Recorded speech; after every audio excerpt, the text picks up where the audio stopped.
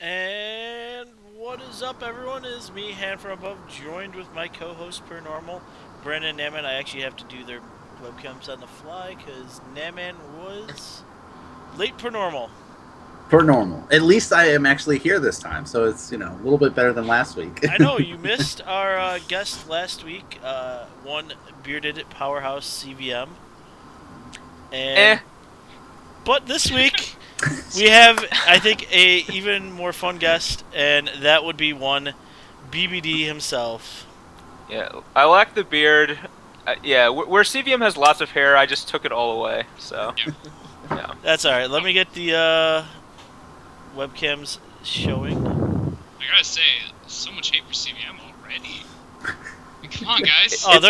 It's just friendly daggering. Don't worry about that. That's fair. It's all good. I mean, come on. How long have they been doing versus videos and they work together?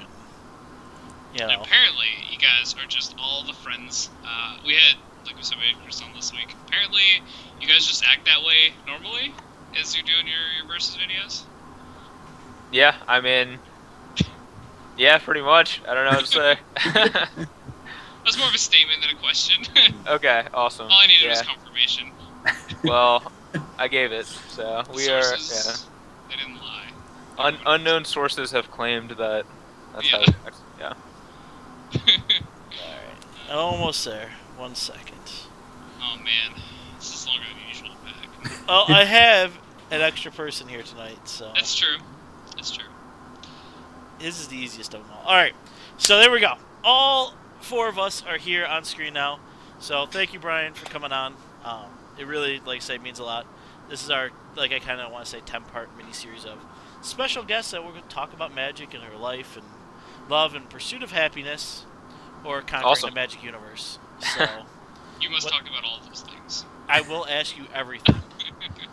All right, well, I'll answer some of them. So that's acceptable. As always, I like to start the show. We want to thank our sponsor, CardHoarder.com. Where they are an online card shop, and they do a pretty solid business, and they let us do our versus videos and all that other fun stuff. So thank you guys at Card Hoarder. Didn't have a flash sale today, but yesterday's buy-you for 2 tickets was a little ridiculous. No, it was Savannah today. Oh, was it Savannah today? They must be on a kick. So. Yeah, 3 tickets Savannah. That's pretty good. Fun stuff. So let's get right into the interview. I mean, we got BBD here. We can start asking him tons of fun questions. So bring it on. All right. So how long let's just go with the most easiest one out there. How long have you been playing Magic, bud? Oh man, that's tough, guy. That is a stumper. I don't actually know how to answer that. No, I started playing in Time Spiral, I guess 2006, 2007 range. So a ways back. So much better than me, having played only a year longer. I don't understand. The dice just favors me. I don't know. No, I'm just. I've taken a lot of time to work at it, so. I was going to say he grinds a ton of stuff there. Yeah. So Cool. I'm liking this. So Brandon, we're just gonna go in an order. So it's gonna be me, Brandon, and Naman. So just expect a kind of round robin question asking on you. Look at this guy. He's already messed up the order. Whatever. I was ready to go second. All right, so Naman, you're next. I don't know. I didn't read everything, so. Too much reading. Yeah, too long to read. Well, since you told us how long you've been playing, but what is your favorite format then? Like standard, modern, legacy, that kind of a format. Mm-hmm. Okay. Yeah. I would say legacy is my favorite. Legacy. Okay. Legacy, yeah. And then what about like the casual formats then?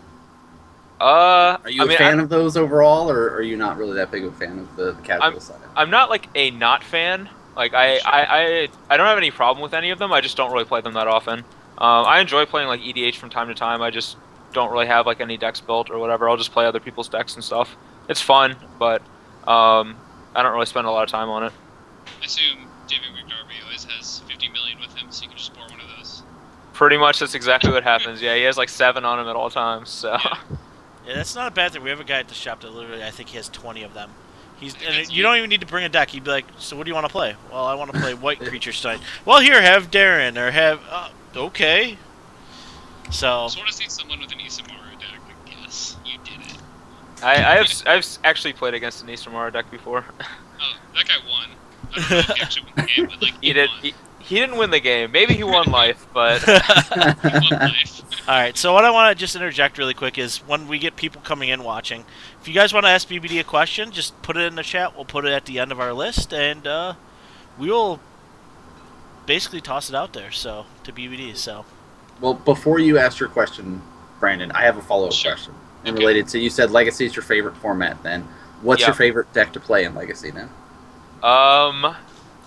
My favorite, well, right now I've been loving to play Miracles, which I know is no one likes that deck a lot, but I actually really enjoy playing it. So, yeah, I know that's kind of a not fun answer, but it is what it is. I kind of actually dig the deck. Every time I see you play it, I'm like, that just seems like a deck I would play. He just looks like he's having so much fun. His opponent doesn't. Yeah, he does. Well, see, it's like there's like a zero-sum fun game. So like my opponent's having so little amount of fun that I just have to have all of it. Okay. Yeah. Because I mean, when you're playing it, you have a smile on your face. You're like, oh, I'm doing great. Oh, let me top. Oh, Miracle Terminus. There you go. Yeah, it's fun. So, all right, Brandon. Sure.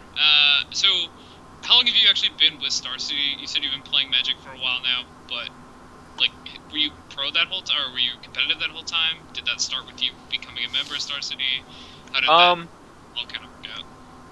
No, so like I've always been really competitive with games. So even when I first started playing Magic, like I wasn't playing competitively, but like I was very competitive at playing the game with like my friends and stuff. Like we all wanted to win pretty badly, and we're trying to get better at it. I didn't really start PTQ. Like I started playing in PTQs like maybe a couple years after I started playing. Never really had like much success with it. I started writing for Star City in the beginning of 2012, and I guess that's kind of where things started shooting off from there. Like just a lot of good players moving to Roanoke and learning from them, just getting a lot better at the game, and I've started having better results because of that, basically. So did you move there to work with Star City, or did you move there anyway and then just kind of happened? Yeah, I moved there to try to get a job with Star City, which I did. So that was my reason for moving there. I lived in Blacksburg, which was like 45 minutes away, because I went to Virginia Tech. So it wasn't. I went up to Star City for F&M all the time, so it wasn't a far away thing. Okay. No, all right. So now that you're part of Star City and you've been writing for them and you kind of produce a lot of content for them, I mean, you make the Versus videos. And originally it was just you and CVM doing it. Now you're part of the Todd Anderson and Brad Nelson team. I mean, is it just like a lot of fun you get to produce all this content, or is this, Yeah, no, I really enjoyed it a lot, actually. That was kind of my goal all along, was to just be able to do all this content, because I really like doing it. So when they had me like bump up to doing the premium videos as well, like that was dream come true, I guess you could say. So I have a ton of fun doing it. I love like all the little jokes and fun things we do in the videos. Yeah, I mean, when you see you and Brad going back and forth, it just looks absolutely hilarious. Like, I couldn't be actually videotaping you guys or like videoing you guys, because I'd be laughing behind the camera. Yeah, we try to friendly dagger each other as much as we can. So I think the movie or the intro for the green white Enchantress deck was just stellar. That was a I knew I had to do something special for that deck. So yeah. Yeah. I mean, the other one that comes to mind, was the conspiracy draft you guys did, where your whole goal is just to off Andrew Shroud. That was a lot of fun. Yeah, I mean that was not like my design going into the draft, but when I got 2 copies of that guy that had to attack Shroud, then it was lights out for Andrew Shroud. I mean, was it just like you looked at him and went, "Well, yeah, you're screwed, bud. Sorry." Yep, pretty much. Well played. All right, go ahead, man.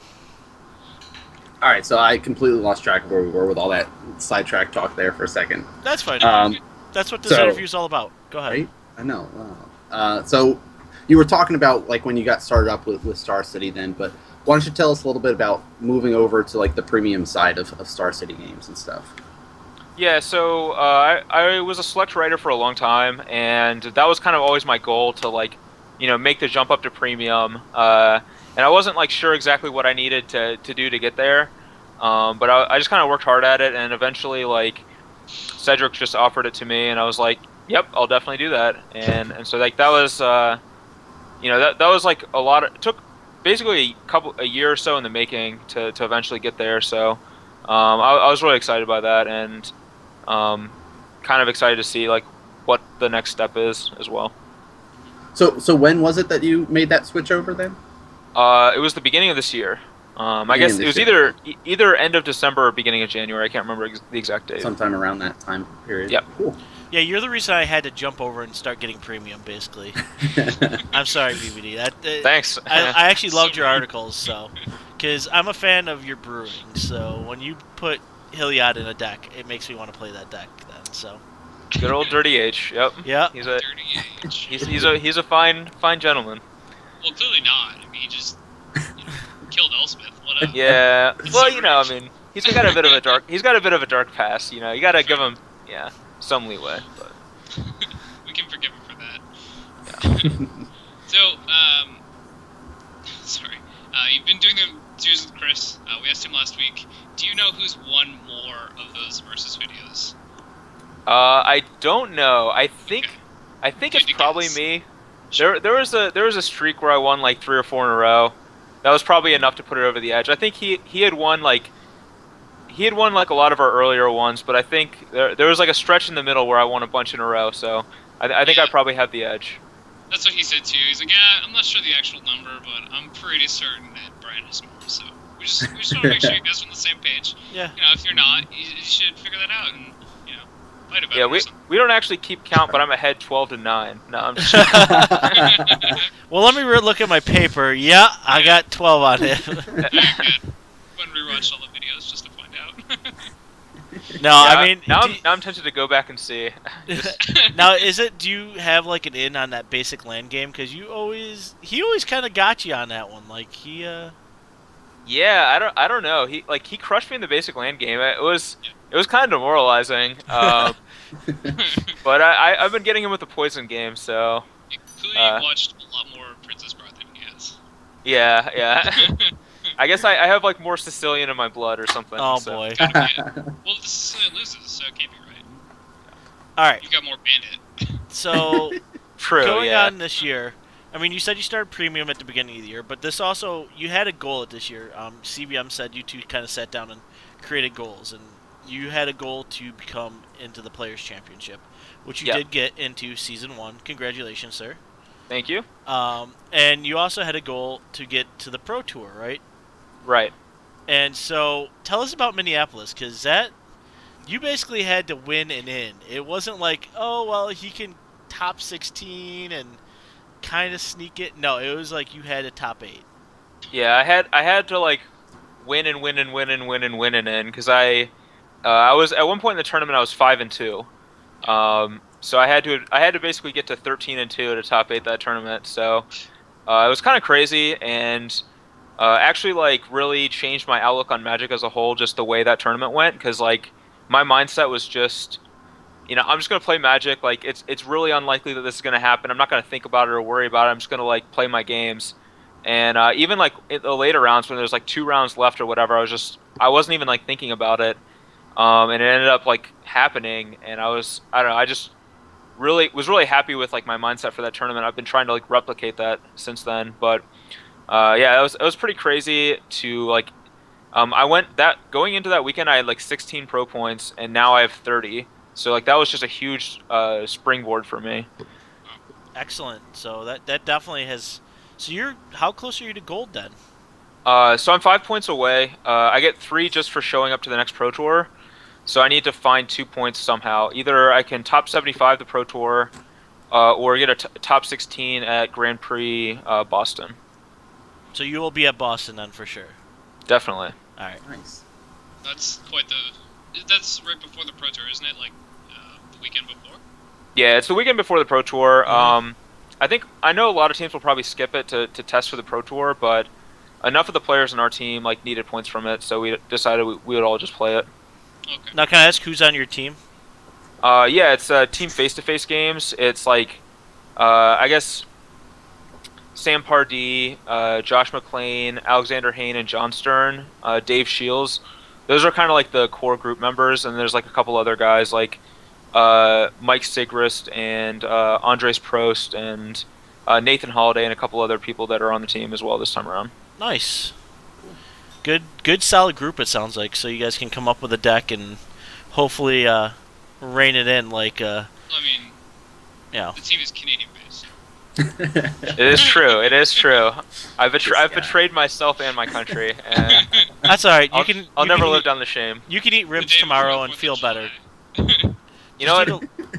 I love ribs, so good point. Yeah, So just it works just out. just eat a ton of ribs tomorrow. Drink a beer, light some fireworks off. You know, you're good. Man, I wish those were legal here. What? They're not? Fireworks, yeah. You can't, All right, kids involved. so go ahead, man. It's weird. All right. This is probably going to be the hardest question of the night, so I hope All you're right. ready for it. Ready? It's Yep. what is up with Jace, and why do people hate on him so much? Because he doesn't draw cards. I don't know. I think I think this Jace is like a lot different than the other Jaces. So, people aren't happy with him basically because like yeah he's not the same style of Jace that we've seen before.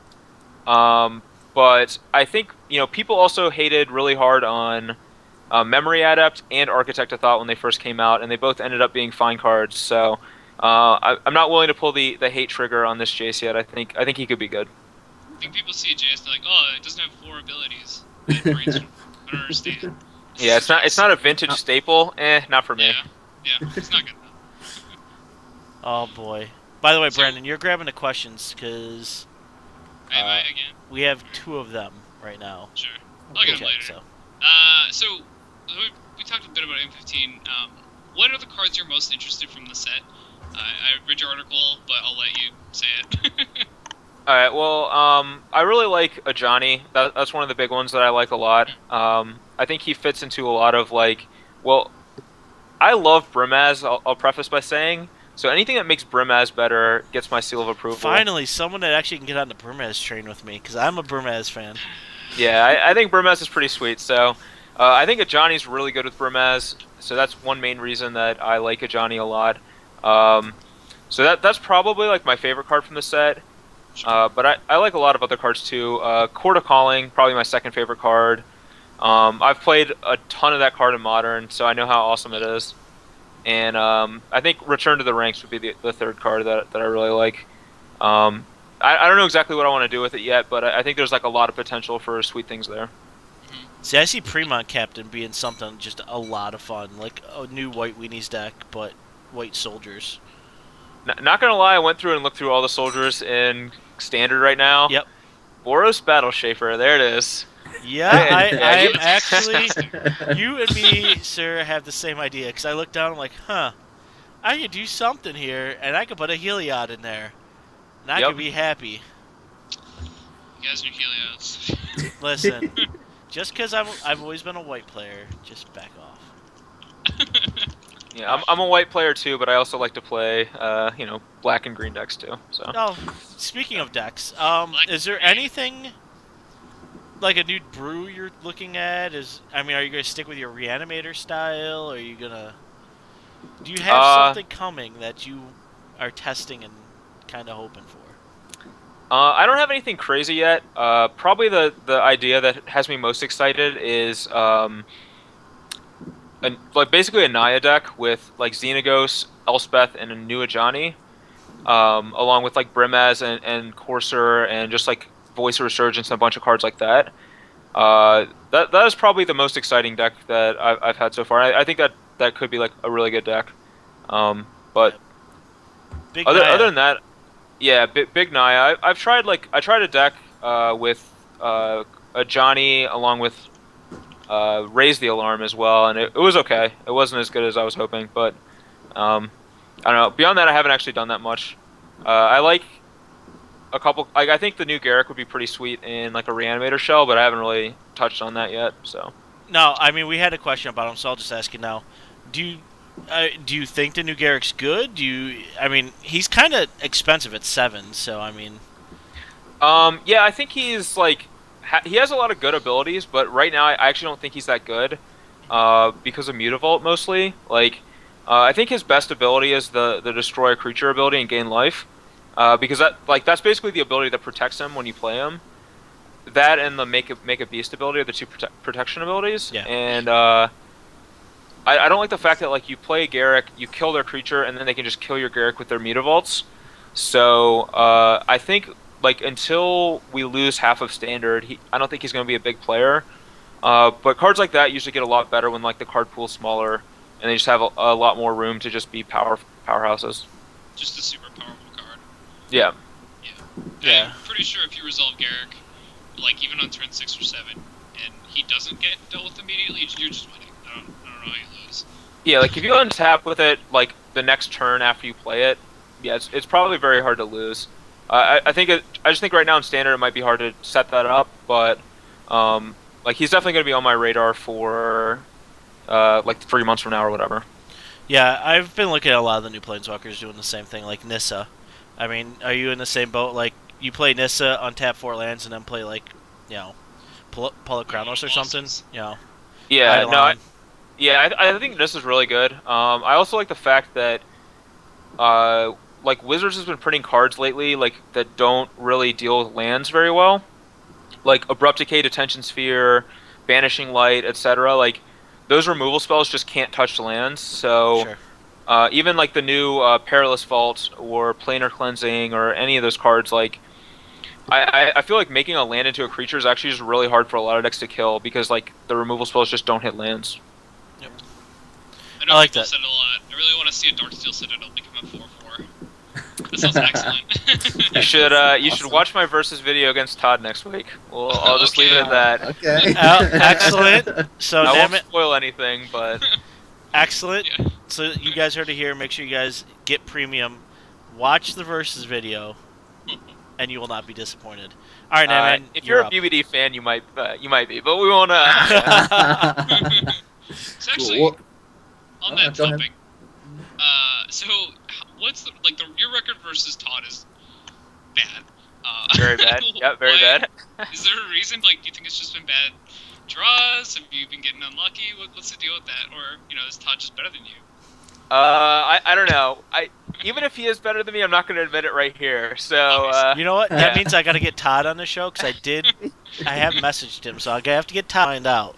Yeah. we'll settle the debate with words. See what he says. The old he said. Oh boy. Yeah, I don't know. Like maybe it's matchups or luck or unluck or me just playing bad or I don't know. There's a variety of factors there. I haven't really thought too much about it. Fair enough.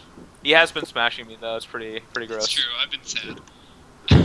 Me too, actually. I bet. So continuing along with the M15 talk for a little bit, are you expecting M15 to have a big shakeup on Standard? I know you were talking like Karuk is going to really change things up after a lot of cards rotate, but is there any cards that you think is really going to have an effect when the set finally comes out? I think so. Like it's hard to say for sure because like you always get that thing when a new set comes out where you like overvalue new cards because like you've never seen them before, and sometimes they don't end up panning out the same way you thought they would. So I think that there's like a ton of cards in the set that are really good. So I think that it's going to have a big impact on Standard, but I don't know for sure. All I can say is that last core set did, like Lifebane Zombie and Scavenging Ooze and cards like that were just like Mutavault were hugely influential on Standard for like the entire year. So I expect like Court of Calling and like some of the new Planeswalkers and like Return to the Ranks and some of the big cards to like do the same thing. Do you think Mono Black and Mono Blue and Esper can possibly be defeated, or are they just kind of the kings of Standard until rotation? I think they can be defeated. I don't know. That's kind of been my thing lately is to try to beat those decks. So Sure. I don't know. I think that there are definitely ways to beat them. Although I will say that Mono Black does get a couple of new tools like Urborg and Sign in Blood. So, it could actually the deck could actually just get better. So that's kind of a scary thought. Don't forget it gets Waste Knot too. Yeah, it also there's also Caves of Koilos and Llanowar Waste if you want to splash. So. Yep. All right. So I'm gonna get away from M15 for a second. I just want to know your favorite card. So I have two favorite cards. My real favorite card is Phyrexian Arena, and my fake favorite card is Squire. So. But, so we have a fake one and a real one. All right. Yeah. I can go with that. And what about your favorite pun of all time? Oh man, that is. I think my favorite. This is kind of this is a bad one, but the legacy card Days. It took me a long time, but I finally worked a Days of Our Lives pun into an article, and that was like weeks in the making, and I was so proud of it. So that's one of my top favorite puns. You know what though? Every time you do it, it makes everyone laugh. So it's just they know it's you. So now CVM has said he might be up at Syracuse for the Open. Would you probably be up there as well? I think so. Actually, I think that's the week after the Pro Tour. So I should be back by then. Yeah, there's a good chance I'll be there. Awesome. So if you are, I'm definitely get a signature on the playmat from you. So perfect. Yeah, absolutely. I'll cross out CVMs and then sign over it. So. You know, I'd be completely okay with that. It's a custom playmat, so it's all good. Right, you heard it here first. Completely okay with it. Yep. Yeah, we've got it recorded. So. Yeah, we have it recorded. You know what? I'll bring the camera up. Maybe we'll do an impromptu little interview. Shake hands, get you a beer.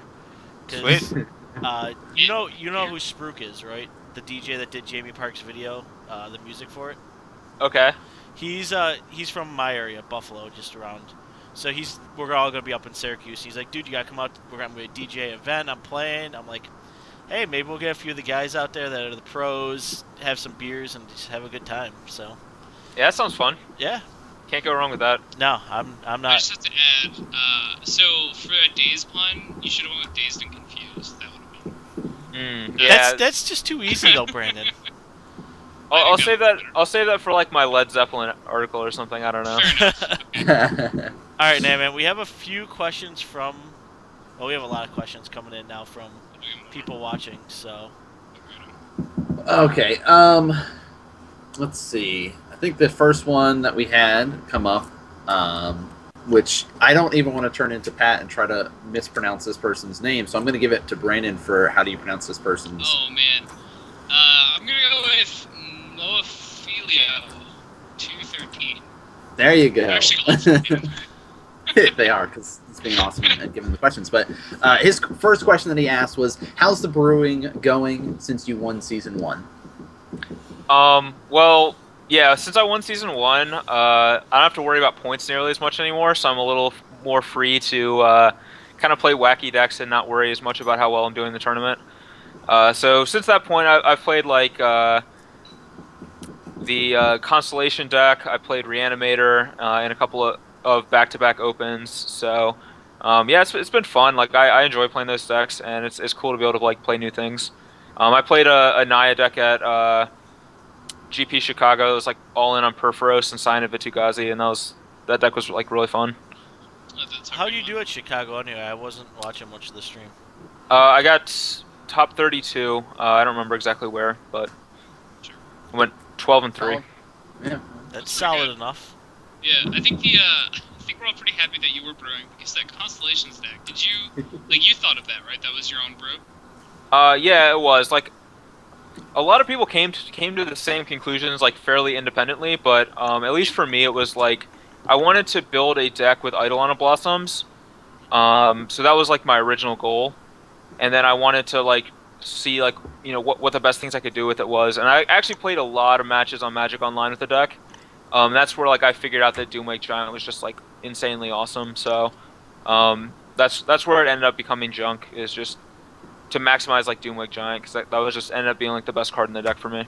Sure.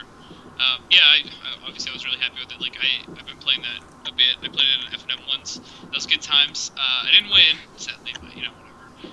But Brian Kibler's also been playing that list a lot too. And Yep. for him to go, like, he's been playing it a lot.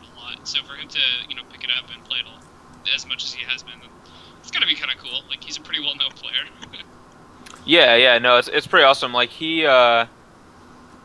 I kind of stopped playing the deck because I was like trying out other strategies and stuff, but he kind of picked up the torch and like went like much further with it and definitely improved it a lot. So yeah, like pretty cool to have him, like he and I, like both on the same page with the deck, because that doesn't usually happen. Like usually we like two different styles of decks. Now, on a side note, would you ever play with a Brian Kibler playmat? I don't know, maybe. I could maybe be convinced into it, but probably not. But you never know. Probably not. Yeah. A little too wild for my tastes. All right. There's a good question actually, Brandon, that just came up from BBD or BD1 Twitch. Tell us the story about hitting that deer with Andrew Shroud. Yeah. Okay, yeah. So we were driving back from GP Chicago, and it was like Shrout was driving, Brad Nelson was in the front seat, and then Todd and I were in the back seat. And I was just kind of like dirtling around, not really paying attention.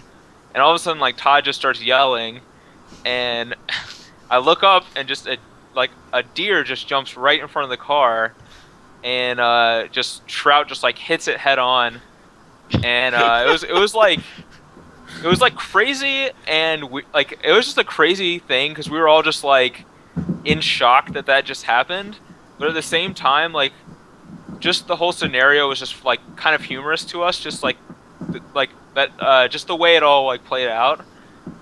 So we were like laughing and also just in shock at the same time. It was really weird. Now, no one got injured, right? Yeah, no one got injured, and Shrout's car only got like some minor denting, so things could have been much worse than they were. I bet you guys have a lot of venison in your freezer now, though. No, we did not, but we could have, yeah. I mean, that's still it's funny when you're just sitting there kind of all jamming away, and all of a sudden just something just happened. Yep. So yeah, right. it was insane. Nayman, do you want to take the next one from Brendan? You're up from Morphelio or whatever. Yeah. Let's just give it. I like it a lot better. So he's wondering what you think about the standard Triangle of Doom, Courser Crucifix, Idle Blossoms, and Sibling Carried It. Do you think it's just going to be the three cards that are played the most next standard? Do you think maybe it's flash in the pan? What's your opinion? It's really hard to say because, like, it's just impossible to know without seeing Cons of Turk here. That's true.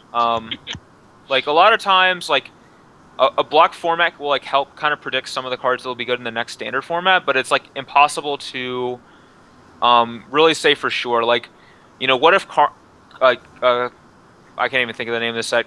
Cons of Turk here has like some card that just like wrecks enchantments. Just like some extremely powerful card that wrecks enchantments and it just warps the format around it.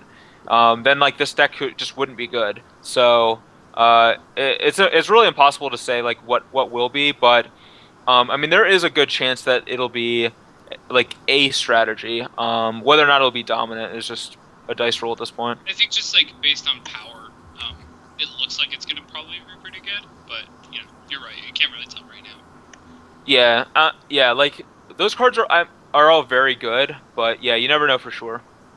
Sure. All right, I'm going to take the question about, because I'm going to change it because they asked about what about the Chain Veil, the new card. But what do you think about the option that we just got clear? Someone just said a level 3 judge did say it will go infinite if you get the right cards out. How does that make you feel that you have an infinite combo back in standard? I'm fine with it. I actually don't mind infinite combos on standard as long as they're not too degenerate. Like Deceiver, Exarch, Splinter Twin was like probably a little bit too good, but some of the other ones like I don't really mind having them around, and like it is like very hard to set up the combo. Like you need a way to generate a lot of mana and a way to untap the Chain Veil over and over again. So like you pretty much need a Rouse Eric and you need a Yeah, it's Relzark some. and Nissa. It's Yeah. Relzerk, Nissa, and Chain together. Yeah, so Just create that combo. so you need like a minimum of 3 cards, and like the combined mana cost is like 13. Yeah. So I'm not too worried about combos like that because there are a lot of ways people can interact with those, I just wanna including see like Rat. yeah, I mean I think it'd be sweet for it to happen, like definitely. I just don't I'm not like worried about it from like a state of standard point of view. Okay. Good stuff. All right, Brandon, have we? Sage of Hours, Ajani's Mentor, and Chainveil also makes infinite turns. So there's 2, but they're both Okay. on the same card. That's kind of cute, but again, I mean it's the same thing. It's like 3 cards. Still gonna Yeah, be I actually like that one a little bit better. It seems a little easier to pull off. Yeah. a little cheaper. All right. What do you got, Brandon? Nimman, anything? I don't know. I did like this question here that Mo shot up again. What is your favorite format to brew in? You already said that Legacy has kind of been your favorite format right now, but for brewing purposes, what's been your favorite? Actually, it kind of varies from time to time. So sometimes I really like to brew in block constructed, depending on the block format, because I think like block's a lot of fun. There's a lot of times you have to come up with like super unique ways to handle like problems that spring up, just like cards that no one would ever think about playing or that never see play otherwise. So I have fun with that, and I do like to brew in Legacy, but I haven't really been doing it lately. And I think that there's a lot of room for brewing in Modern, and that's like kind of like the next thing I want to try to tackle sometime when I have like a lot of free time to really work on it. For now, I'm just like playing Pod because it's just so good and I really enjoy it. But there's just so much room for like innovation in Modern, and I think like especially now I keep seeing decks with like Pack Rat in Modern. I think that's cool, and just things like that. Like there's just so many cards that no one's playing that just have a very high power level. Yeah, I do agree. Modern, I think Wizards really kind of wants to put more emphasis on the Modern down the road. So I'm kind of thinking, with as many cards as there is in Modern, I'm sure we're gonna see new stuff come out, and Yeah. I like it. What Wizards is doing with the reprints, so Quarter Calling and Urbor, both $35+ cards, are reprinted in M15. So just kind of trying to make the format more affordable as well. They said that they want to reprint fetch lands at some point too. So I think it's really nice that they're giving people that option, because I'd love to play Modern. I just can't afford it. That's so much money. Yeah, and like another nice thing too about Modern is like even if you can't get into it right now, like in a number of years, it might be easier because all your standard cards are now Modern cards. Mm-hmm. So if you hold on to your cards or whatever, you can start playing with them in Modern. Yeah. Like Corsair Crufix, gonna not trade any of those. Yeah, I would hold on to a set of those. That could even be like a legacy thing at some point, maybe. I don't know. Well, it's like Eidolon, a Great Revel, I already see in Legacy play. Yep. Right. So. It's another good one. Get as many as you can. So, is there any like Legacy deck that your Miracles deck you just can't handle? Like it comes out and you're just like, all right, I already know I'm at a disadvantage here. I'm not sure that there's anything I just can't handle at all. Like that is the power of like Sensei's Top, Counterbalance, and Force of Will is like one of the benefits of Miracles is like you do have game against everything just by virtue of having those cards in your deck. But there are definitely some decks that I dislike playing more than others. Mostly like Abrupt Decay decks are usually pretty good against it. All right. Very cool. Another one that having a set of is a good idea. So we got another question from Chad here. He's asking for tips on anyone who's looking to improve their deck building and tournament performances. So what are some things that helped you kind of break into becoming more competitive in the scene? Man, there's so much there. There's a lot a lot of different things about that. One of the big things for me was like preparing for the tournament in ways that don't even involve Magic at all. So that's like, I know people say this all the time, but it's like getting enough sleep, bringing food to the tournament itself. I think it's pretty important because you can't always guarantee that like you're going to be able to get food there. And I eat between every single round, and I drink like a bottle of water between like every single round or more. and that really helps like significantly. Like by the end of the tournament, I'm still like feeling fresh, and a lot of people are like pretty fatigued at that point. So that's actually like really huge for tournament success. Is just like being prepared physically for the tournament itself. Sure. Another big thing is like being prepared with your deck, and like bringing the right deck to the tournament and so forth. A lot of times I think it's better to play a deck that you're familiar with than one that's necessarily better than it. And you can get a lot of value just by playing the same deck over and over again and mastering it. So, like that's another big thing too. Is just like having the right deck for you. It doesn't necessarily have to be the best deck. Just whatever's like the best deck for you to play is like another big thing. So you're talking like CVM and his Jund, where you guys came up with Jund and literally made no change when Journey came out. So. Yep. Yep. That was like perfect point. Yeah. CVM just playing Jund over and over again, keeps doing well with it. Maybe that's not the best deck to play for like someone like Huey Jensen or whatever. Maybe he'll get better mileage out of like Blue Eye Control or like Reed Duke or one of those guys. But for like CVM, like that's like his style of deck, and it was like best for him to play that deck, even if it's not necessarily the best deck. Like it's the best deck for him to play in that kind of a tournament. Do you think so? Obviously, that's good in standard. Do you think it's more so in Modern and Legacy, like in Eternal formats where you're just playing the same deck for a long time? You can just see that's compounded even more. Yeah. Well. Another thing about Eternal formats too is there's so much more room for mistakes to be made.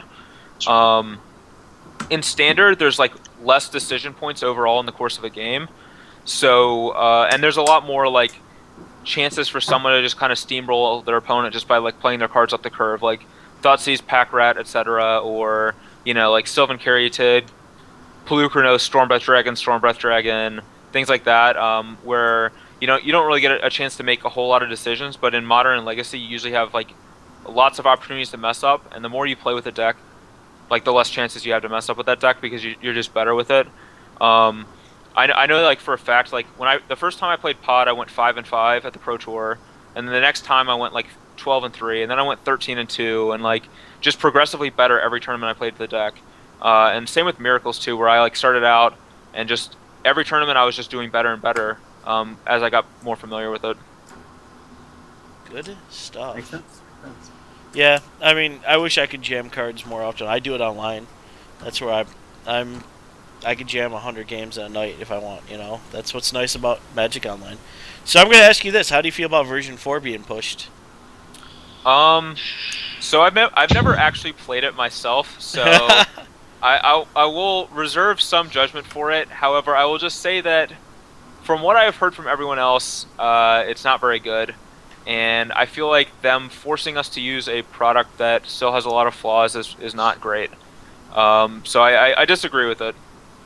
See, even though I've never played it, I still disagree. I can actually tell you I've been playing it for about 6 months. I actually enjoy it.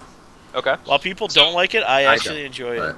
So this is how I explain it. You take the client right now, you make it look a little better, I'll give you that, but then you add about $2,000 and stuff like when you're playing Core Surf Curvix and both of you have one under the same that's time. changed. Brendan, that's fixed now. They fixed this one? Alright, yeah. Well, what was happening is the two library stacks were on top of each other and I couldn't click on my lands to play them. So I had to switch to the old client and stuff like that. Like, it's just really buggy and it's not quite there yet, and it feels like a beta. It doesn't feel like a finished product. So. Yeah, I think that's like the main complaint. Like, I like the fact that they're working on new products or whatever. Sure. But yeah, I mean it should be like a finished good, but by the time they deliver it to us, as such. Yep, I can go on with that. We have one question: how do you feel about Boss Sly? How do I feel about it? Well, I've never played the deck, and I don't like playing against it. I guess that is my opinion. I think the deck's good. I have a lot of respect for Tom Ross and his super aggressive decks. And that was definitely a great choice for that tournament, and it's a good deck. But from a personal standpoint, I don't really play those decks very well, and I'm not always thrilled to play against them either. Yep, I can get that. Naman, do you have any special questions for our guest? Because it's getting to be about that hour, and we generally do an hour interview, so. Not that I can think of off the top of my head. Sure. Maybe it'll come to me as you guys ask some more. Brandon, do you have any? Yeah, so Pod, you've been playing the deck a lot. Yep. You really like even you're really well with it. A lot of people talked about banning Birthing Pod. Do you think it's necessary? Do you think that's the actual problem with the deck? Like, is that the card that's making it so good, or is it something else? What's your opinion? It's definitely Birthing Pod. That's definitely the card that makes it so good. I don't know whether or not they should ban it. I don't think they ever will ban it because Pod is like the kind of card that Wizards loves because it pushes creatures for one thing. They really like creatures a lot, and it also pushes like interaction. Like Pod is a card where like every step of the way you're like just interacting with your opponent and just getting little advantages here and there, and it leads to games that are like highly interactive and have a lot of play back and forth from both sides. So even though the deck's like very good and in my opinion the best deck in the format, I don't think they're going to ban anything from it. Sure. I think the reason I ask if you think that's the problem is I talked to one person who played a lot of Pod. He's played a lot online. He thought Chords of Calling was the actual problem, and that was actually the reason the deck was so good. He thought it was going to get banned more than Pod, but you don't feel that way. You feel Pod is just that's where it's at, and that's why it's so good. Yeah, I mean I actually side out Chord of Calling in like probably 30 to 40% of my matchups with the deck because Chord is only good when like your creatures are staying around. You need like your early guys to be able to like fuel the mana to Chord for bigger stuff. And against matchups like Jund and Blue-White-Red that just their goal is to just kill every single creature you play, Chord becomes pretty bad because like you can't guarantee that you're going to stick creatures around. But Pod is still insane in those matchups because every time you play any creature at all, if it hits the board, you get to upgrade it. And if it's something like a Voice of Resurgence or whatever, you get 2 creatures, or if it's like a Kitchen Finks, you get 2 creatures. So I think Birthing Pod is like the real problem there. Sure. Yeah, I think I agree with you though. I don't want it banned. If the best deck in the format's a sweet creature deck, I'm okay with that. Same. Yeah. Someone asked here if you think True Name Nemesis is a problem in Legacy. He called it the boogeyman. Yeah, he thinks it's the boogeyman of Legacy. Do you agree? I don't think it's the boogeyman of Legacy, but I also don't think it's like a great I don't think it's a fun card because it warps decks around it, and it warps like a lot of fair matchups like around that card. So I don't think it breeds like fun Magic, but at the same time I don't think the card is oppressive. So it's kind of a weird. It's kind of like Geist of St. Trapt was in like Standard or whatever, where like it wasn't like too good, but at the same time it wasn't like really a fun card to play against either. So that's how I feel about True Name Nemesis. That makes sense. It's not even in the best decks right now. The best decks, or it seems, are like Miracles. I guess they don't run it there, and then the Delver decks.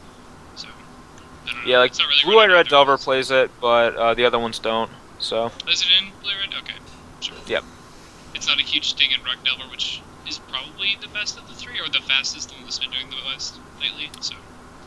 In my opinion, it's the best because it is like the fastest and most disruptive, like early on in the game. I think that's like the game plan that like Delver wants to play. So I think Rug's the best. But. Okay. Excellent. We have a question from one of my friends. She's a big fan of yours, and when she found out I had an interview with you, I think she ran around the shop 4 times, screaming like a girl. Even though there's one. Is there a Mrs. BBD? There is not. There's not a Mrs. BBD. Well, there you go. You heard it here. I guess you have to run around the shop 5 times though. I don't. Nothing less than 4 works for me. But. Nothing less. Just to be an odd number. Oh, that's awesome. Thank you, Brian. No problem. That will make her day. So she's quite hilarious. Cool. When you friended her on Facebook, she freaked out in the shop first off, and then I said, "Oh, by the way, he's going to be on the podcast." She's like, "What?" Must watch. So it is good times. Netman, you got anything yet? I do actually. It's so in all your travels, what has been your favorite place to sort of visit and play Magic around? Probably my favorite place in terms of like the location itself was when I went to Hawaii, just because it was Hawaii. That was that. But in terms of like tournaments that like areas that I go to frequently, I think Philadelphia is the best because they have this like Reading Terminal Market right next to the event site, and it just is this like place where there's just shops everywhere selling all kinds of amazing food, and it's right across the street. So you like finish your round, you have 30 minutes. You can just go and have a choice pick from 30 different awesome places, just whatever you want to eat. So that's probably the best for that reason. It's just a great place. Sounds good. Yeah, I haven't gotten to travel much. Generally, I get the grinding games around here. So I'm going to start though. I kind of want to get back on the circuit, do that. So. I actually have one last question for you. Sure. From myself. So, you lived in the area of Roanoke before. Now you obviously live there. Do you think that living in the East Coast is part of the reason you were able to get as good as you are? Obviously, you're able to play a lot of tournaments. I know a lot of people, like myself, don't really have the option to go to a lot of them. Is that kind of one of the reasons you think you got to the point where you are right now? It definitely didn't hurt. I'll say that much. I don't know. It's impossible for me to know exactly what percentage of the variety of different factors combined to help me out, but I do think that is definitely a factor. I pretty much live right in the center point of a lot of big tournaments, so I get to travel to all these tournaments all the time, and you don't really get better if you don't play. So it definitely helped a lot, and it's a great testing ground too, because you can. I don't know. I try to learn something from every tournament, so being able to play in a lot of tournaments, I get to learn a lot, which helps tremendously. Okay. Excellent. All right. Any closing thoughts, guys, before we let Mr. Brian Braun-Duin go? Only that it was awesome to have you. Yes. Well, maybe Thanks. we'll have to get Appreciate we'll have to get you and CVM on together, and we'll see how that works out. The shenanigans. If you guys are okay with us just daggering each other, just You know Yeah. what? We do it anyway on our fine. podcast. That's Yeah. I mean, Pretty much. perfect. we Yeah. do a versus video because of our sponsor, and me and Brandon will literally dagger each other the whole time. It's a thing. It's a So, thing. I might get a little salty sometimes too. Man, Boris Reckner is so good versus Mono Red. That's all I'm gonna say. Getting salty is perfectly fine. It's an integral part of Magic. So Yeah, we've read some of your tweets about you getting trolled on Magic Online every now and again. So yep. So yeah, I actually love having salty opponents sometimes. Just yeah.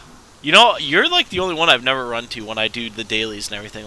I've run into Todd, Brad, all those guys, but never a BBD. It's because I play against Chihoy every daily, so that's all. You only have 3 chances instead of 4. But. All right, that's just not fair. Because I've always wanted to troll you, be like, "Oh God, so lucky! God, such a good player."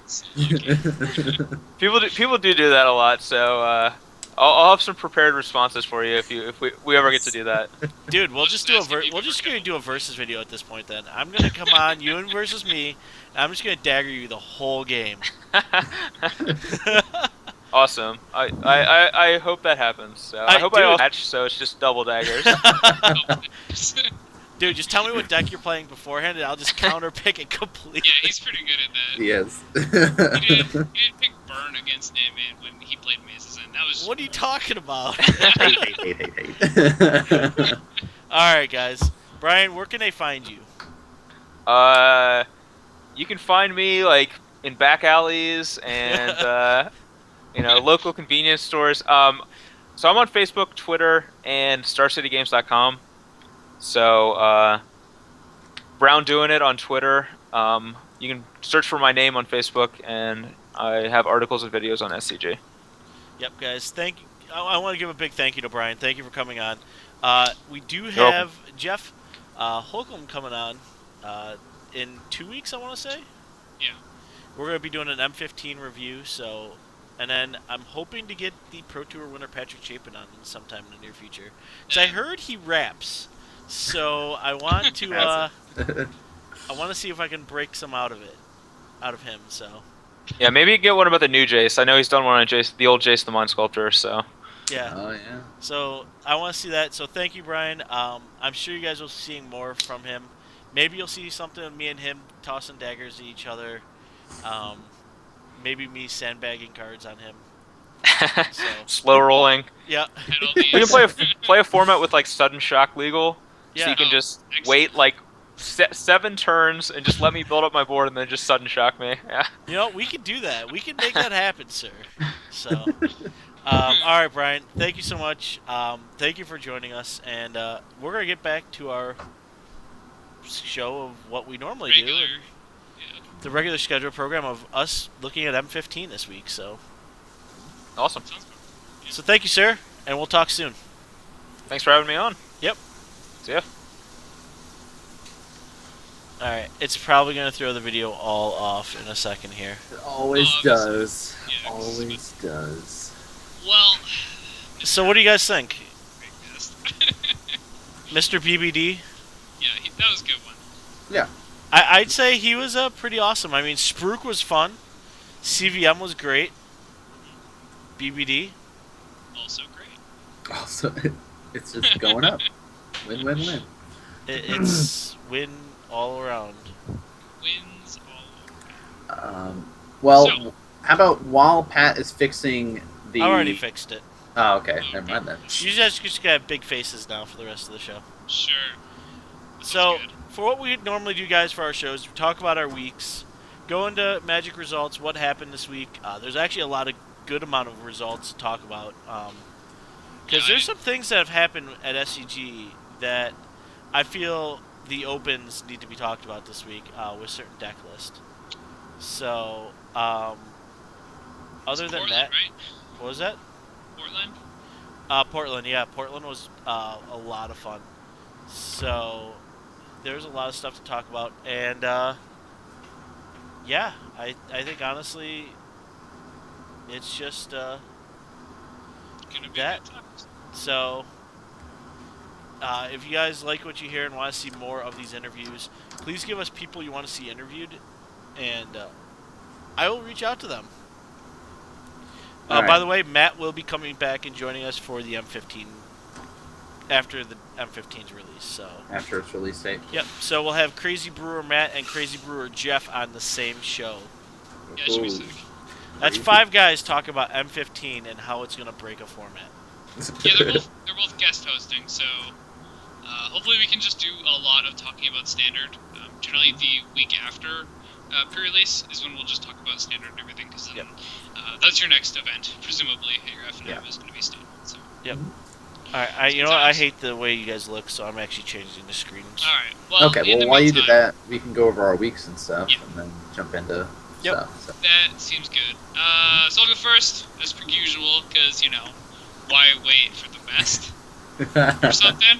We're gonna go with that. We'll try. So, I didn't do too much. I only did the FNM this week and then like a game of Commander. But my passion for Commander has been wavering, we'll say. And now I'm kind of just on a mission to not play Commander and try to play other formats instead. So I only got the one game in. No one else wanted to play Cube, so I did that. But at FNM we did a draft. I ended up drafting like this black-white kind of sweet aggressive deck, as I have the last 3 drafts, all of which I've at least made the finals, and this week I won, so that was good. Apparently, if you just draft like white 2-drops and some other color, you win. That's the formula. So if you stick to that and you get like 3 Stonewest Fortifiers, one of them which is last pick, and like 2 of those Swift Claws, the 3 ones for 2 in the first pack, you're gonna do really, really, really. More you know. Is that like the we should have like a little rainbow kick out now? And, Yes. yeah. Always. The more you know. I think we lost Brandon. Or knowing is half the battle. There you go. I think Brandon's stuff died on us. Alright, well, we got you and him back in screen properly, so. Sweet. What about you? Anything good this week? Yeah, actually did get to play some. Been able to play a little bit more modern, since that is Yep. sort of my go-to format now. I don't know what I'm going to do after M15 comes out, and since my only real standard deck is Maze Inn, and I don't know.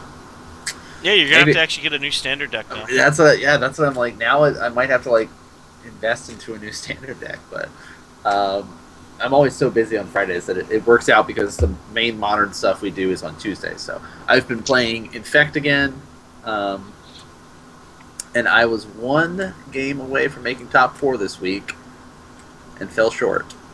What? I know it was So it you was always make top heartbreaking. 4. I always do, and then it was like it was so heartbreaking. I was one game away. It was tied up 1-1. We go into game 3 here. I'm playing against it's blue, white, red, sort of Kiki combo-y. It doesn't. It Oh, didn't. okay.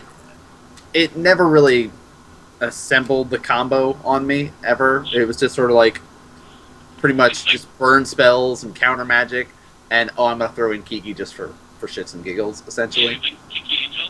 Yeah, exactly. And so basically, every time I'd play a creature, he'd just burn it down, and we ended up going. My deck is a super fast deck, as most people know. Playing Infect, you are supposed to win, turn 5 at the latest. That's when you should have killed them by turn 5. But this thing dragged out that we were the last game to finish, because every single creature that I would play, he would zap it down and kill it, and he couldn't, be able to get any creatures on the field and stuff, and he got stuck on lands for the longest time, and it was painful to the point where I fetched all of my lands out, so all I had left were just more fetch lands. You're like fetching failed to find. Yeah, so I did that a Brandon, couple your times. mic is pretty bad right now, And bud. it was it was tough.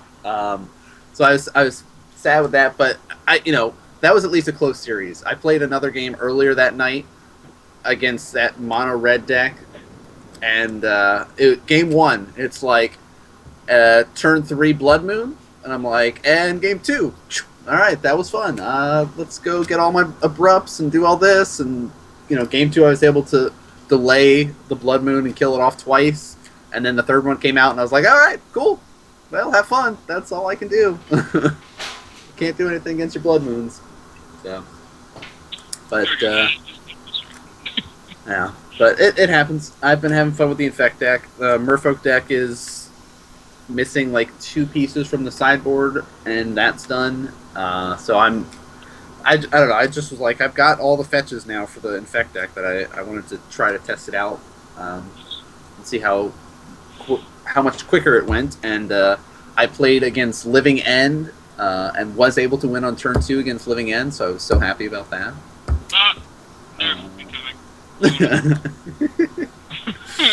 So, right, but no, that's what I did with my week, was consisted of almost making top 4 in Modern, almost. So I'll finish now. Mm-hmm. If that's okay. Yeah, Yep. go ahead. Hopefully Your mic stuff still stabilizes. sucks, by the way.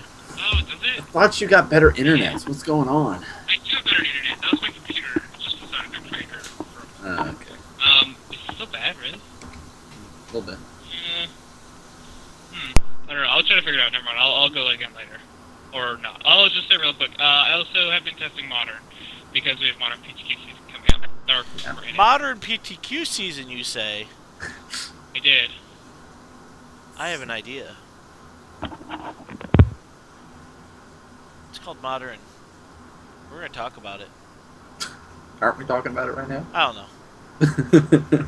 I can't wait to talk about my week. But it looks like Brandon might have broke himself. So I will actually talk about myself right now. Or is he good now? Is this better? That's a lot better. Okay. Cool.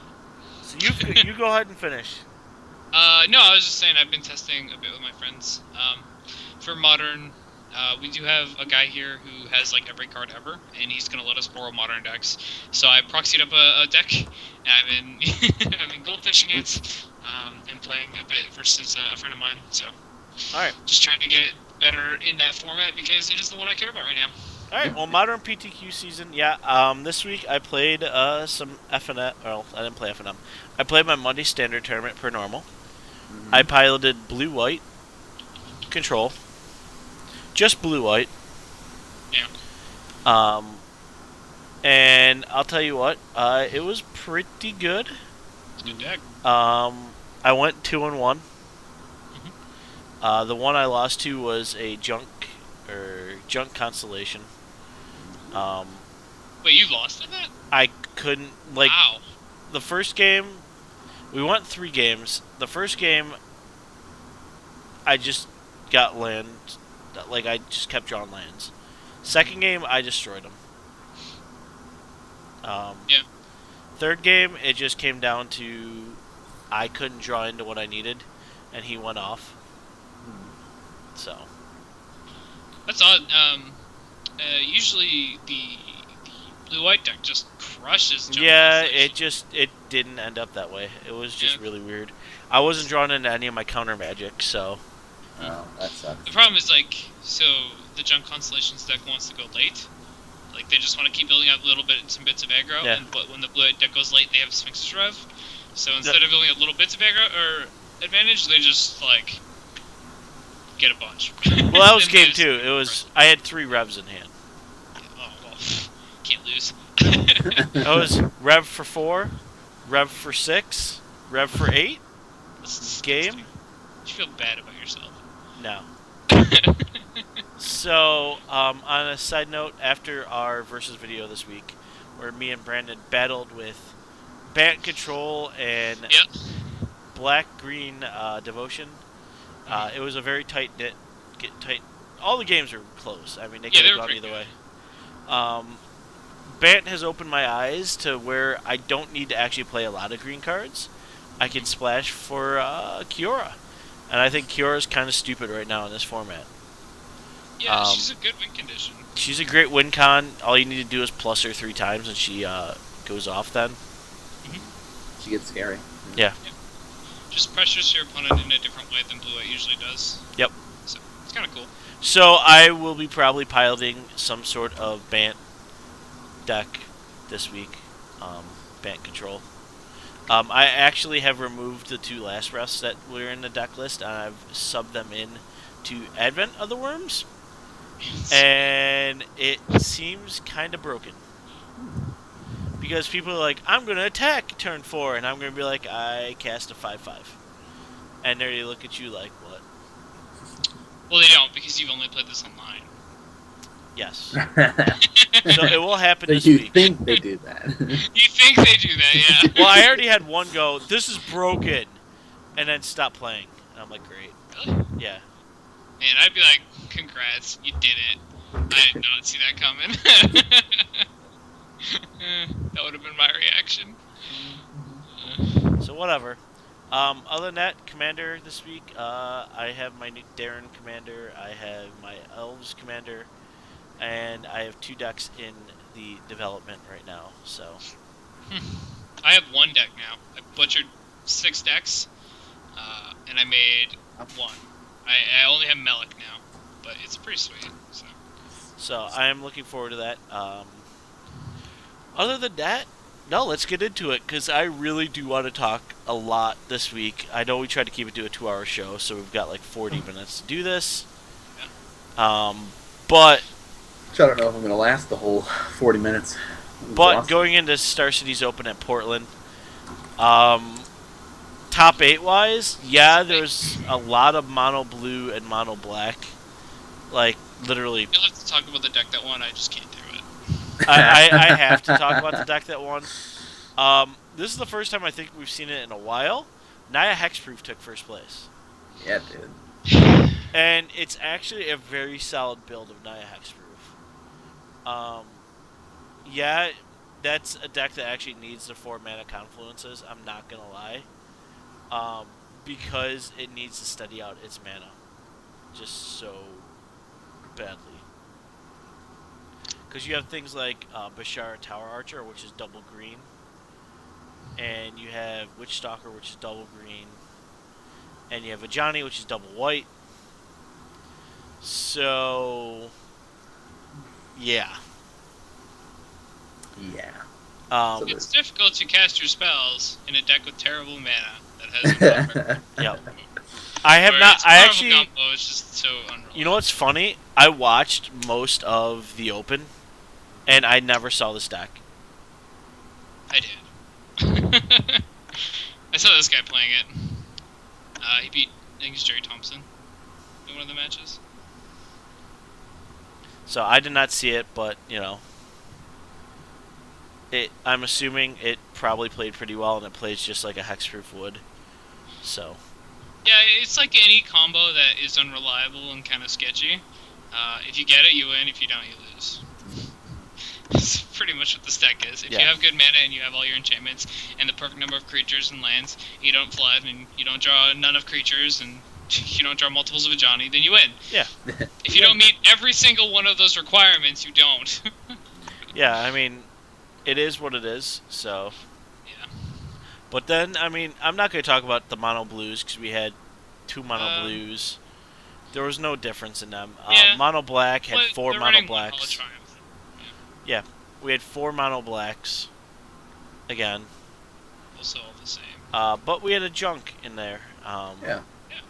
Splash and in there, got it's actually a junk. I like this junk build a little bit better than some because it's an Elizabeth it's no Elizabeth junk. Yeah, a Johnny junk. It's a Johnny, and it's 3 Blood Barons, and it's, Amsterdam, got the Advents. Alright. We need to talk about this. Alright. What's the best card in the format? What's the most powerful card in the format right now? Elspeth. Yeah. Why aren't you playing it? And you're playing, like, a Johnny over Elspeth? What are you doing? I understand a Johnny with Elspeth, like, and a Johnny and 2 Elspeth seems right. But no Elspeth? Like, that card's just so good. Why would you not play it? But you look at his spells, he's actually got a good amount of spells that handle the metagame out there. I mean, you got 2 Banishing Lights, 2 Abrupt Decays, 4 Advent of the Worms, 1 Golgari Charm, 4 Downfalls, 2 Ultimate Price, a Whip, and 3 Thoughtseize, so... It doesn't excuse the fact that there's no Elspeth. I actually like it. You should play the best card in the format when you're in the color, and the deck that really wants it. Yeah. And not main decking Blood Baron of Viscopa. I like it. You have been hating on Blood Baron every time you see it main board. A good reason. Because, okay, it's really good right now, I'll admit that. Mono Black is such a big deck Right. that Blood Baron of Viscopa is probably okay to main board. But I'm so used to seeing it when Mono Black isn't, like, 50% of the format, and Jund Monsters is, where it's really bad. But, alright, fine. Yeah. I just like Elspeth. Yeah, I know. Elspeth is good, but I like seeing the Johnny style. Like, I think it's cool. Yeah. I think you can play both. Yeah. I don't see I think both So is would you very like viable. to see both in there then? Take out one of the Blood Barons, or 2 Blood Barons, because I'm sure you would like to see less Blood Barons altogether. Yeah, so I drop 1 at Johnny and probably a Blood Baron, and then run 2 Elspeths or something. But I mean, you gotta like rework the mana and stuff for that too. Yeah. I think that's generally what I'd like to do. I also still don't like Voice of Resurgence in this format right now. I love this is a Voice. When he progressive pops version. up, people go, oh crap. No, they don't. They go, oh, okay, you're playing that guy. He's smaller than all my guys, and he doesn't do anything right now. I like him. The token is okay, but this format's pretty removal heavy. Like, Mono Black's just gonna kill your guys, so the token's not gonna be very big, and it just gets overwhelmed by Pack Rat. And obviously the 2/2 body is pretty negligible after like turn 3. So I'm still not a fan of Heat Voice Resurgence. Obviously this deck worked out for him. He got top 4. Other than that, that's all I really want to talk about in Standard. It's Legacy that kind of had perked my interest this time. You didn't care much about the band control or anything like that? We already talked about band control. Alright. Legacy, though... Oh, Brendan died. Oh. In the top 12, well, top 8, 1 outside of top 8, did you see the John Torres deck? Number 7. All spells? Literally all spells. I sat there, I watched this deck play, my mouth dropped. No, I did not get to see it in action. If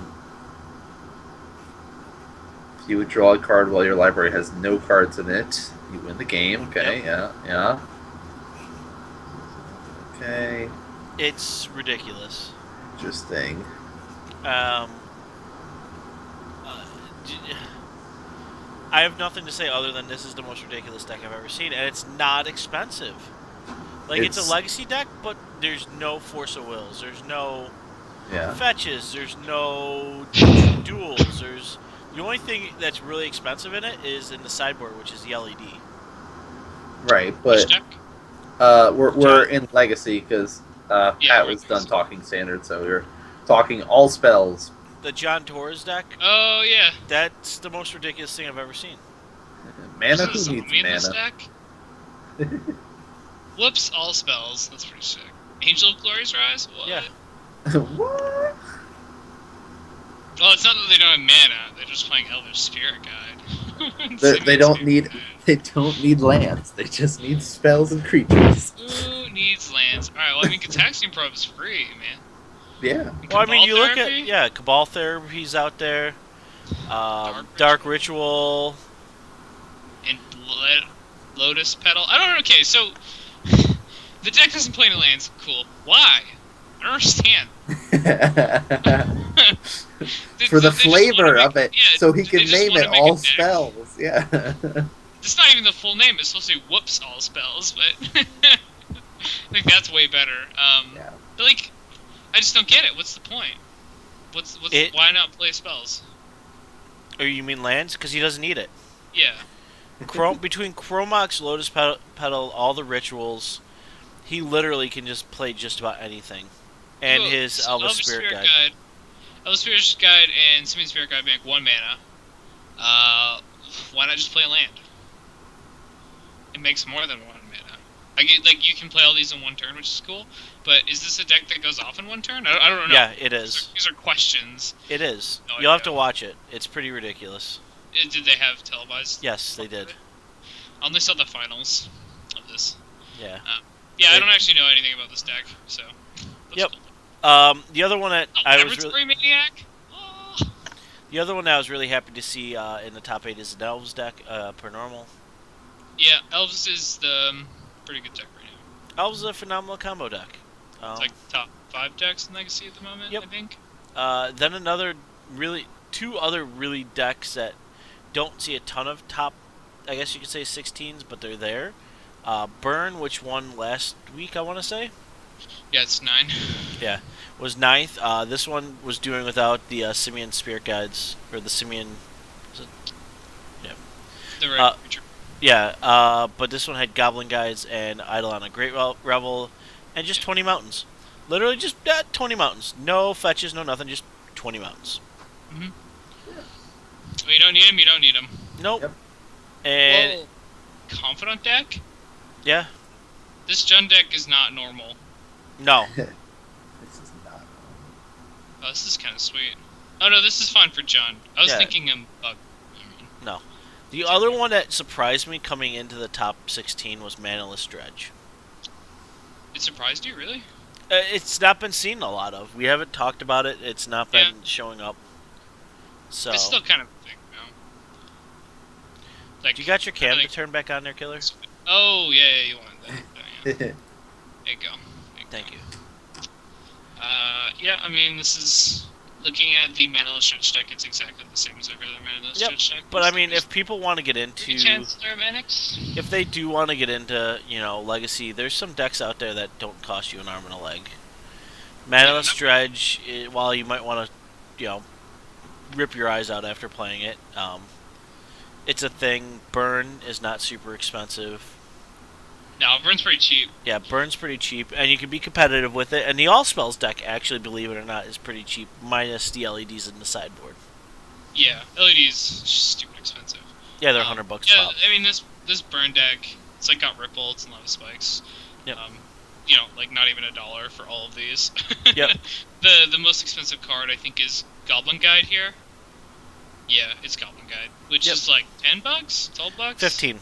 15. 15 right now. It's not bad. I don't know the Great Level Revel will eventually be there, so get those now. But other than that, yeah, they're pretty cheap. The one that I want to talk about is Metalworker. Oh, Yeah, there's- that was on my list. That was on my list. I love this deck. I think it's so cool. It's just a fun deck. It really is. It's like Tron. It basically is, but I mean, it plays Karn, which Karn Yeah. is just ridiculous. The Karn Father. This card is a lot of money because it is played in Tron. I got mine very recently. No, they've but- actually dropped a lot in price, bud. Yeah, they dipped. I got mine when it was like 35 for a bit. Yeah, Now it's they're gone at back up to 50 right now. I'm seeing a lot of modern cards dropping in price. Yeah, they kind of hit that bubble, and now they're going back up. It's like Liliana has dropped down to 70. Yup. That's so weird. Like, that card was just in standard. Like, not even a year ago, that card was legal in standard at $70, and like, just so needed. Ugh. But some of the fetches have dropped in price too. So Yeah, it's that bubble just before really everything starts happening for standard, the new standard series. So Yeah, it's the prices had gone up so much, and then there was no big modern event. So like the GP that was like 2 months ago or something was the last one. So nobody really needed the modern cards, and now it's PTQ season, so they're going back up. That's what it is. Yep. So that was what I want to talk about with Star City. Did you see the big announcement on their Orlando shindig? The GP Orlando they're doing October 3rd through the 5th. The most magical plane in the multi-universe. Yeah, what is this? It's at some resort, and they're just I guess they're going all out. Oh. So It's at a theme park in Orlando. Huh. yeah. I think I know one of those. Yeah, that's right, Disney World. I don't think it's there though. No. No. Other than that, that's it off of Star City. This week they're in Worcestershire or Worcester, Mass, or whatever. I know people in Mass are gonna hate me for it, but I can't ever say the name, so whatever. Coverage starts at 10:30 in the morning. Thank God. Back to Eastern Standard Time, so I don't have to wait till 4 in the afternoon to watch Standard. Brandon's just having issues tonight, man. he is. I thought he got all that fixed. No, he hasn't got it fixed yet. So let's talk about GP Chicago, because there was a double GP this week. Wasn't it DC and Chicago? Was this weekend? I thought DC was last weekend, but I could be wrong. There you go. Thank you, guys. Thank you, chat. Also, chat, if you want to ask questions to us, please write it in chat, and we'll take care of that. So, and we'll answer them. So, Usta. I even though I'm from the East Coast, it still just boggles me. So it is what it is. Let me just check Wizards really quick. Was it the? All right, so I'm just not gonna turn my cam on and like close everything. Cool. I think it's just like super hot in this room. So. You don't have AC here in there? No, we would only use it for about a month. It's not really all that hot. Yeah, I have a portable one at home. I'll probably go get it sometime here. It's a little hot. It's like 30 degrees Celsius, which is, I don't know what it is there. It's not as high, but you guys probably all have AC because you need it all year round. All year round? No. What? Or it's hotter all year round there. Yeah, Or it's for been longer. all right. Let me check the it's been the last couple of days to get Sure. you now.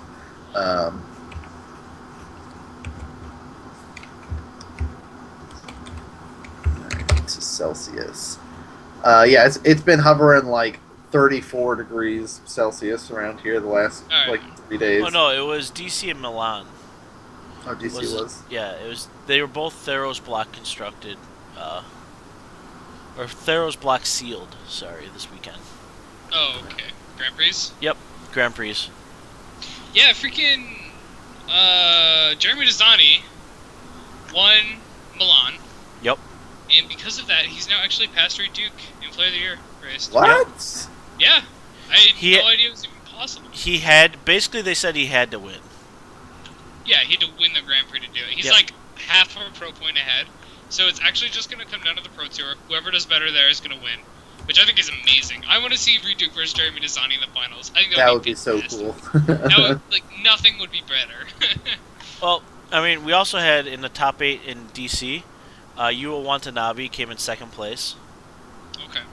and Mr. William Huey Jensen came in 5th place. Oh, okay. So apparently Reed Duke's still ahead, but it's 72.68 to 72.39. So Yeah. neck and neck. It's gonna be sick. That's awesome. Yeah, I'm really excited. About block, is there any scenario in which block can be resurrected as a real format? I mean, No. it can. Dude, it can. Why? I mean, it can. It's I don't know. just I always love seeing block I love constructed block. at the end. Go ahead, Nan. No, I mean, like the Innistrad block construction was awesome to see. I really enjoyed the Theros block construction, even the Ravnica one. Like that's when Maze End sort of was introduced, was during block construction. Like I think it's a great little throw in there kind of thing, but to Yeah. have it be like a competitive part of the format, really, no. I don't want that. It's See, I think it can be. It's Why? just unfortunately, block is a whole different monster. So, block, because it has such a small card pool, is going to be very stagnant format, yeah. and I don't think Wizards cares enough. Like, they'll have the Pro Tour and like 2 Grand Prix. I think that seems like a fine amount, to be Yeah. honest. Like, I don't want to see the same 5 decks do everything for the entire format. Although that's what we're seeing in Standard, which is unfortunate. It's not even that though. I think it's probably like 3 decks in block that are good. There's the Bug deck, the Junk deck, and then like Mono Black Aggro. Yeah. Well, and it's cool too for that weekend when you're like, oh sweet, it's going to be the first block constructed Yeah. event kind of thing, and you get to see those crazy decks that people the out of the box decks and that ones that people aren't expecting, and all those cool shenanigans, and I think that excitement helps a lot for having so few of the block constructed instead of having it become such a consistent thing.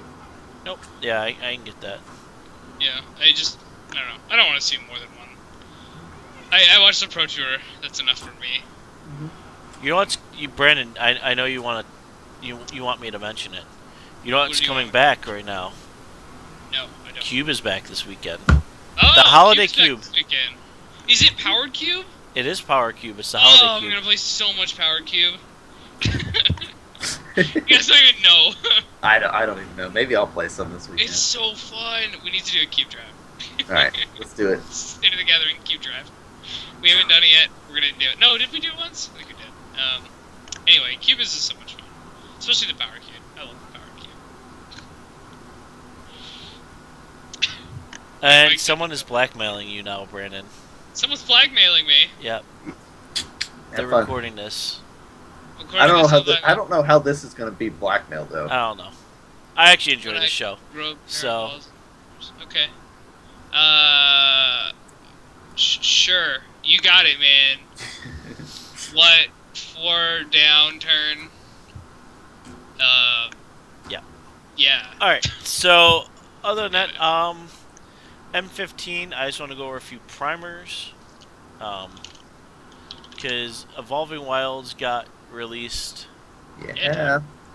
So Search your library. Get those basics. Yeah, I mean, I don't think it's going to have any impact on Standard, but it's Nope. fun to have the mini draft format. it's Yep. just great.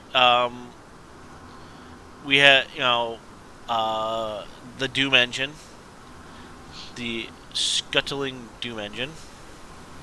Scuttling Doomage. Oh, yeah. That. Are we doing spoilers now? No, I just want to talk about a few of them. Oh, okay.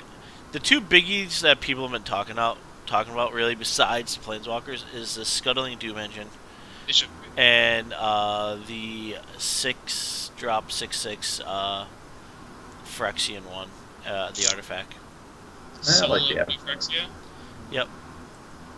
The No, soul. wait, well, yeah, okay, the Soul's good. Scuttling Doom Engine is a terrible magic card and you shouldn't play it. And why is that, Brandon? It has. What? Are you kidding? I'm just asking. Oh, okay. So, how many cards like this have ever seen play that you remember? This is just like a Wormcoil engine. So this is a high value 6-drop that gives you a trampling lifelinking creature that after it dies it gives you even more value, like good value, not just random 6 damage. No, I I get don't you. think so. Yeah. Yeah, it just like I've seen the comparisons. This doesn't have trample. This isn't a format where we can ramp Colorless like we could with Wormcoil. We had a couple cards that let us do that in the format. When this thing dies, it's so much worse than a Death Toucher and a Trample guy. Or was it Death Toucher and a Lifelink guy? I don't remember. It's just a lot worse than 2 extra guys. Like 6 damage to the face is good sometimes, but honestly, those 2 little guys probably do at least 6 damage, the equivalent of value to that, and then you don't have to play random. Yeah, I get that. I get that. Other than that, I was just going over any other biggies that, really. Oh, there's Brand again. Oh, we lost him again. Yep. Right. So no, other than that, the group Planeswalker, we already talked about that with BBD. And Chain Veil, which we already talked about. So next week, though, is the 3-hour show, man. Hardcore show. Next week. Okay. So I'll be here for that one. are you actually gonna be here? I should for a good chunk of it. I know that on the 17th I won't be here So because you're gonna miss Matt and I am. Jeff. I'm missing all the guests all the time. Well, can you at least try to be here when we have like some more other guests, like maybe possibly like a Patrick Chapin or something like that? I hope so. I'm just gonna be going up to New York again that weekend. So. Oh my God. I know. It's just all the traveling's all the time. What are you doing? Sorry. No, Pockets. We're definitely we're just going over some of the new stuff. Yeah. Next week we go over all the cards and how they're going to affect what you're going to see in limited. Yeah. And I go over what you see in standard. So. Yeah, Pat doesn't listen. He goes over standard, and then the week after, when we actually go over standard, he'll try to talk about limited. Yeah, it's really weird. It's the way I do things. So just deal with it. Just deal with it. Yeah, I mean, Scaling Dimension's not great. So, other than that, did you have anything you want to talk about tonight, Brandon? I mean, there's a couple new spoilers that seem pretty cool. Let's talk about Garrick a bit. Okay. He's kind of important. Yeah. So I think BBD said a lot of it. Like, he's 7 mana, and he's probably just not going to be good while Mutavault's in the format. No. But I don't know if that's completely true. Like, I think he could do something. You just need to be in the right deck. Obviously, like, his Reanimator deck, the Junk Reanimator build, could do something with Garrick. But even just, like, a green-black mid-range deck, or something like the mono-green Devotion deck splashing a bit of black for this, could be pretty sweet. Because we did see that deck splashing Worst Fears, which was kind of insane. This card's just much better than Worst Fears. If I want to resolve one of them, I want to resolve this. And just, like, the power of, when you're in that deck, your opponent's like, Jace, and then turn 5 you just Garrick and kill their Jace. That's so much value. Your Planeswalker is at 6, he's 2 turns away from ultimating, which with this guy, essentially just wins the game. All your Mutavaults suddenly become 7/7 tramplers. That's insane. So they just have to answer every threat past his ultimate. Yeah. But even after that, he still makes 3/3 beasts, and if you're not ramping stupidly, or you draw this a little later, they're going to slam their Elspeth, tap out, and then you just play this guy and kill their Elspeth. That's so good. Yeah. That is a situation I want to be in. So I think he's got some game. So certainly past rotation he'll be good. Like past rotation I have to just see what cons brings. But if it brings what they're kind of, the way they're hinting M15 is, if you notice, there's no. Yeah, it's all enemy. It's all creatures. Mm-hmm. There's no control. There's no big control options out there. There's a couple. There's like the pseudo warp or Yeah, but I'm not talking. I'm talking like your control staples.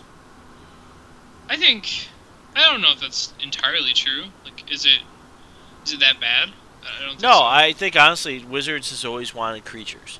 They've always loved creatures, and they want you to play creatures and put them out on the battlefield. And basically, your creatures are battling your opponent's creatures, and that's that. Yeah, I mean they printed Sign in Blood. That's certainly a control card. What else? Like Liliana Vest is kind of a control-y card. There's a couple things here. I don't think they're saying that control's dead. No, it's gonna evolve into something a lot different. Sure, I got all by that. Yeah. I don't know. Well, cancel was reprinted. All right, control's alive. No. No. No, I do like the new Garuk though. He reminds me a lot of like a Vraska, but Vraska on steroids. Yeah, for 2 more mana, like this is what Vraska would be if she cost 2 more. Yeah. I think he's probably better than Vraska for the mana cost. Just like being able to kill planeswalkers as a plus ability is insane. Yeah. Especially that- my roommate just told me, he's like, yeah, so there's gonna be 20 planeswalkers in standard for 3 months. Yep. What? What? There's 20 planeswalkers. Yep. Now that doesn't mean they're all the same person because Johnny and Jay supposed to have 3 right now. But wow, that is a But lot. still, that's Yeah. ridiculous. That's so many. The other card that I think is relevant is the only other multicolored card, Sliver Hive Lord. This is kind of sweet. I don't, maybe not for standard, but like, a lot of people are gonna want to build this as their commander. I promise. I call this one the. If you build this in Commander, you just don't care and don't want to actually think when you play Commander. Yeah, I mean, you just want to jam everything, but Yep. I think even in, like, it's probably the worst of the legendary slivers, the popular ones. Yep. Like, it can't go infinite or anything. That said, it's still good. I would be okay building a sliver deck around it. That would be acceptable. And I think it's going to go into every other sliver commander deck. Like, all my guys are indestructible. Go. It's your turn. Yep. Just look at your opponent and go. Yep. It's pretty sweet. Other than that, I don't know if too much that's been printed lately. It's We haven't- been. You know what though? Like we always say tonight, as soon as we get done with the show here in about 5-10 minutes, Oh yeah, like literally as soon as we're done. all the spoilers will be released. I'm pretty sure they must watch and then wait for us to be done, and then just like release all of them. Yeah. I agree So with we'll Joey. be tight. Control cards may be coming out next set. Who knows? Yeah, So- I don't think there's so much of their player base loves control, and they only play control, and like a lot of the really competitive players, the pros, just want to play control. They're not gonna not print control cards. They might not print a Wrath for a while, in which case I think that blue card that bounces everything that's attacking is gonna be like the pseudo Wrath. Yep. Yeah. Yep. I do Well, just agree with that. that's- So, I say we close up for the night. I think we're pretty good because we have a long show next week, Brandon. It's true. It's gonna be 3 hours. It's gonna be a lot It's good. It's every card in the set. in the set. Now, Nanman was supposed to finish that with 4 limited, but he It didn't. was. I didn't. I'm really disappointed in you right now. I know. I failed. What? I was already telling Pat that I know I'm not going to be able to make it all of next week's episode. You'll be too tired. I am. I'm already struggling near the end of this one, and we haven't even hit the 2-hour mark. So Nanman. that's what I get for working all the time. Yeah, man, work. God. I actually have a question for you. Sure. For Nanman. Yeah. So, do people in your daily life just call you Nan? Yes. Okay. Pat thought so. I didn't. Okay. What did you think people called me? I don't like Nathanius or something. Nathanius? No. That's your name, right? My real name is Nathaniel, Nathaniel. God, I keep thinking Yeah. that. but So they no. don't call you Nathaniel. Nope. Because when I introduce myself to people, I introduce myself as Nan. Okay. Because That's what I wanted to know. Yep. You're Told good you now. so. even at work, my badge says Nan Johnson on it. Wow. So, I would like to just do our normal ending. So I want to thank our sponsor, cardhoarder.com. They do have some big things coming around the corner, guys. Coming the 16th, hopefully. Should be, so it's coming pretty soon. And want to thank Mr. Braun-Duin to coming on and having just... I think that was a riot of a show. Yeah, it was That good was times. He's a fun guy. So, I want to wish everyone here in the United States a happy 4th. I will not be streaming, but And I want to wish everyone in Canada happy July 1st. If we're going to single it out here. yeah. Jeez. Well, it's the day before, so whatever. Independence Day, Yeah, man. Canada Day was Independence Day. 2 days ago. Yeah, whatever. It's almost America Day when we almost went to the past the round of 16 in the World Cup. Yeah, almost. But then we got beat by Waffles. But still, 2 years in a row of getting round of 16 is pretty good. You mean 2 World Cups in a row? 2. Yeah, sorry. Two World Cups in a row, round of 16. All right. All right. So, anyways, thank you guys. I will be streaming this weekend sometime. Probably Saturday night, I want to say. So I'll be probably tinkering with band control in some form or another. Other than that, if you guys want to see any guests come on, please let us know. You can hit us on Twitter and let us know, or just message us here on Twitch. This will be hitting YouTube tomorrow, along with our verses, and verses next week. I don't know what we're playing, so. Other than that, you guys have anything to close? Nope. All right. Not yet. All right. Well, thanks for watching, guys, and you all have a great night.